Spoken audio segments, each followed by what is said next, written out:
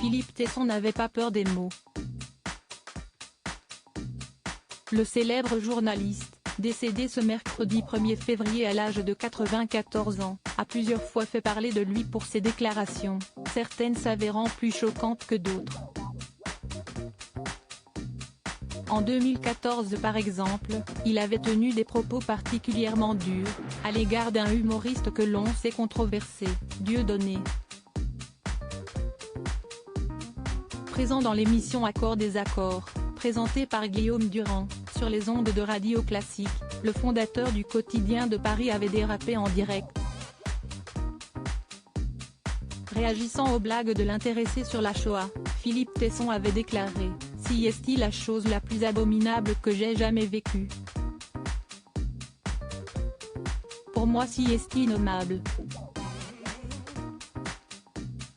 Il n'y a pas de pitié pour ça », avait-il affirmé, avant d'enfoncer le clou. Ce type, sa mort par exécution par un peloton de soldats me réjouirait profondément, a-t-il déclaré dans une déclaration rapportée par Le Parisien. Une sortie qui n'avait pas manqué de provoquer le malaise en studio. D'autant que le journaliste ne s'est pas arrêté là.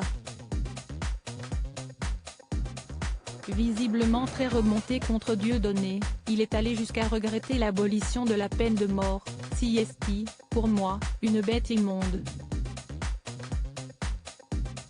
Donc on le supprime et si est tout. Je signe et je persiste, avait-il martelé sur les ondes de Radio Classique, selon des propos rapportés par Télévision Magazine. À la fin de sa prise de parole, Philippe Tesson avait quelque peu atténué ses propos, expliquant que l'humoriste devrait aller en tôle, en prison, note de la rédaction. Comme précisé par nos confrères, cette séquence polémique est depuis devenue inaccessible, l'émission en question ayant été supprimée. À l'époque, le service de communication de Radio Classique avait expliqué qu'il ne souhaitait pas donner de l'écho à ces propos qui ont pu être mal interprétés. Supérieur à ces tragiques décès de personnalités qui ont déjà marqué l'année 2023, mort de Philippe Tesson, ces derniers mots révélés heureusement, Philippe Tesson a aussi fait parler pour ses bons mots.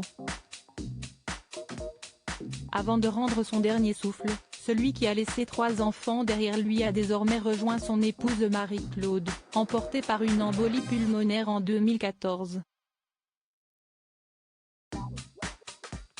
Hospitalisé en janvier dernier, le critique d'art, que l'on sait féru de théâtre, est sorti un court instant de sa réanimation pour prononcer une phrase assez proche « Je ne suis pas né pour mourir », a-t-il affirmé.